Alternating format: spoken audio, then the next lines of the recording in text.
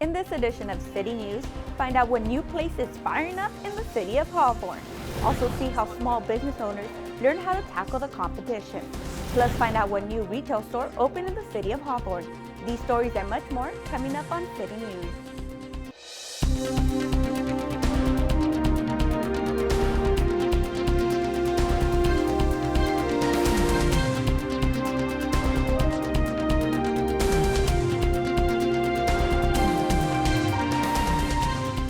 Hello and welcome to City News. I'm Jennifer Murillo.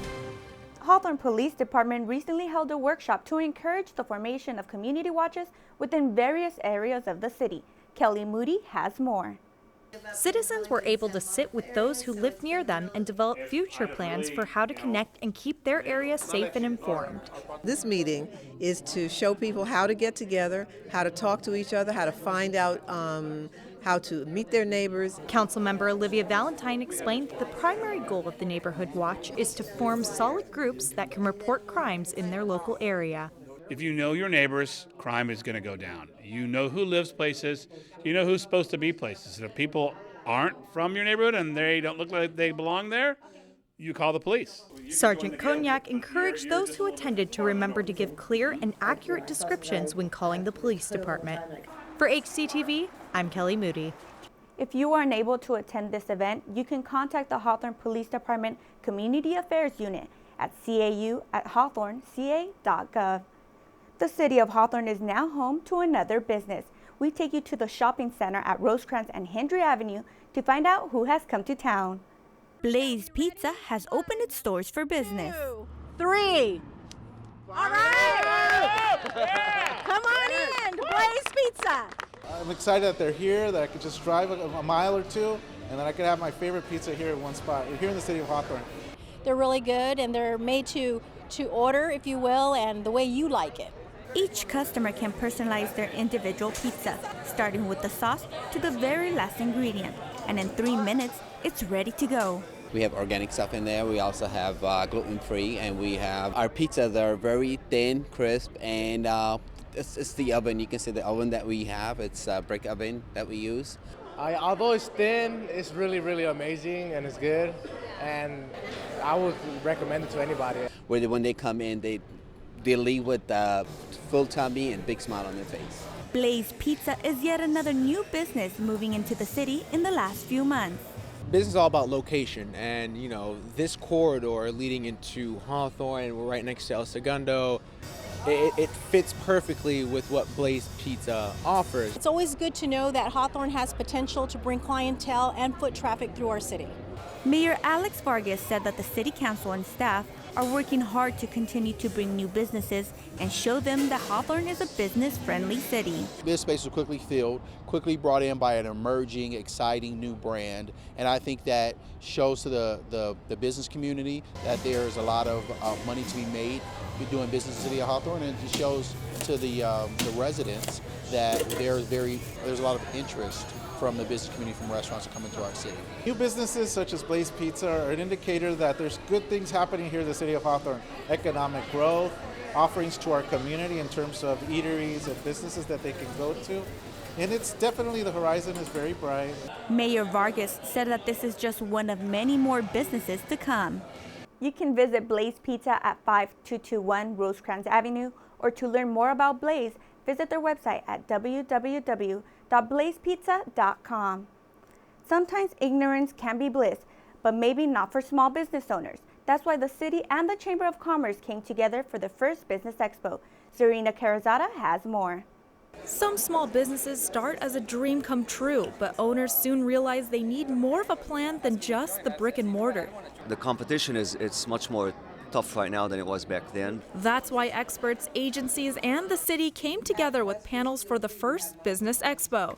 These vendors' owners can ask them questions, and if they're not doing well in their business, this is an opportunity for them to get their business going. More than 40 different booths layered with pamphlets, flyers, and some free goodies gave visitors a chance to learn about programs they may not know about. We can offer these services to the public at no cost because their taxes are paying for it. By screening workers, Cagle says his board can find qualified candidates for businesses. And the best part, the first 4 months' salary is paid by the board. We know that the more we help our businesses grow, the more they help the city of Hawthorne, and the more Hawthorne grows. One owner says the best way to do that is nothing new. Salfidi says it's all about customer service. Treat them the way that you want to be treated. For HCTV, I'm Zarina Kerzada. For more information on how to get help for your business, go to www.hawthornechamber.com. TJ Maxx has opened its latest location here in the city. Dozens of customers lined up for the grand opening ceremony. It's wonderful to have choices. It's wonderful to be able to select different items that is needed in the home, and most importantly for your family. It's also important to know that it's another job creation here in our city. This is a beautiful store. I went inside, I saw the crowds that had gathered outside and that went inside. Everyone's anxious to get started. Store employees gave customers shopping bags and gift cards on opening day. It's such a beautiful store, and I love that they are giving to the community. That really touched me. I mean, that's really special. They're not just here to sell you things, they're really here to give back to the community. To find out TJ Maxx's hours of operation, visit www.tjmaxx.com or visit the store at 14601 Ocean Gate Avenue. Coming up next on City News, stay tuned to see why children scrambled to find candy-filled eggs. Also see how students got an inside scoop to outer space. There's more news ahead. We'll be right back. Welcome back. The Hawthorne Historical Society held their annual community pancake breakfast. Kathleen Mendoza has more on the story. There was plenty of music and prizes at the second annual Pancake Breakfast sponsored by the Hawthorne Historical Society. It's an open feel of community, and that's what we want to portray. We want people to feel comfortable and know about their city. Proceeds from ticket sales will preserve artifacts and memorabilia in the Hawthorne Museum. The breakfast is delicious, and we are really grateful that they're doing this to get the community together. Hawthorne High School's Knights and Diaconians organization also came out to serve and assist the attendees. It's all about the experience. It's all about trying to get out there and becoming something different. Hawthorne Historical Society hopes that the Pancake Breakfast draws more people next year. For HCTV, I'm Kathleen Mendoza. For more information on upcoming events in the community, visit www.cityofhawthorne.org. The 27th Annual Parks and Recreation Golf Tournament is just around the corner. This tournament will be held on April 11th at the Coyote Hills Golf Course in Fullerton, and the funds raised will support the replacement of broken netting on the Cordery ball field and new equipment in parks. To find out more information about the tournament, contact Tournament Chair Dick Miller at 818-822-6328 or Foundation President Dick Hune at 310-643-9157. Goofy puppets, egg hunts, and student volunteers brought families together at Hawthorne's Bunny Breakfast. Zarina Kerzada has more. This year's Easter Bunny didn't yoke around when it came to the egg hunt at the Hawthorne Memorial Center. Children scattered across the grass patch to collect as many candy-filled eggs as they could, with a little help from their parents. He had a lot of fun, so we had fun watching him. But before the candy rush, a continental breakfast and a puppet show helped start off the morning. All the kids are really polite and they're really shy when they come up to get their food, and then they sit down, they're all lively and into the show. Bailey is one of more than 10 high school Key Club volunteers who helped decorate, serve food, and found the best spots to hide the eggs. It was a great experience having him kind of be independent and out there. Beyond the candy and entertainment, parents say this will be a fun memory to cherish for years to come. For HCTV, I'm Zarina Kerzada. 2 golden eggs filled with candy and other goodies were raffled at this year's event. To find out more about events at the Hawthorne Memorial Center, call 310-349-1640. El Camino College held an event that provided students an experience of a lifetime. We take you there to find out how. Onizuka Space Science Day invited students from 5th through 12th grade to attend this annual event that is dedicated to the memory of the Space Shuttle Challenger accident that took the lives of 7 crew members, including Ellison S. Onizuka. So we're hoping that students that participate in this can see themselves pursuing some kind of studies in this area, coming to El Camino College if they choose, and really sparking their interest in the sciences. NASA astronaut Sunita Williams, who spent 322 days in space, spoke to the students and shared videos of her time there. So we have all this type of food. Some of it is dehydrated, and so we have to hydrate it, fill it up with water. Some of it is already made, and then all we have to do is heat it up. So something like this, I'm pulling a barbecued beef brisket. It's pretty yummy. Astronaut Sunita Williams is so approachable. She could really relate to the children, and I think they could see themselves in her shoes because she took some of the mystery out of it and made it something that they could, in fact, accomplish if they so had an interest. After her presentation, students had the opportunity to ask questions. Would Orion be able to go to Pluto? Would Orion be able to go to Pluto? It was actually really cool because I've never met an astronaut, and telling us stories, like, it makes me learn more about things and helps me if I actually am interested to be an astronaut or not when I grow up. They can do this if they want to do that and use creativity to come up with the next spacecraft and next space missions. Presented by the astronaut Ellison S. Onizuka Memorial Committee and sponsored by American Honda, this conference also offered hands-on activities and demonstrations in astronomy, physics, and chemistry. They're really fun. They're like activities that can help you learn more things, new experiences. We did the treasure hunt with the GPS, and we got prizes while we were going around with the GPS, and I was a navigation person, and it was really fun to try to work the machine. And students also attended workshops in the sciences and math. 2016 marks the 30th anniversary of the Space Shuttle Challenger accident. To learn more about this event, go to www.elcamino.edu and search for Onizuka Space Science Day. When we return, find out how one school is helping students prepare for their future. Zella Davis Elementary held its third annual Science, Technology, Engineering, and Mathematics, or STEM, Super Saturday event. Over 400 families came out to STEM Super Saturday to participate in lessons and experiments. You dip it in the soap. Dip it, dip it, dip it, and watch what's going to happen. Ready? Yeah. Yeah. Are you watching the board? Today we have about 450 families here, and they can do grade level lessons. So grades K and 1 are doing color mixing. Second and third grade are building bridges out of gummies and toothpicks. And fourth and fifth grade are using index cards to build a museum tower that has to meet certain constraints. Every family is engaged in really fun STEM-based activities today. It's incredible. Many local businesses also helped make this event happen and were there to work with students and parents.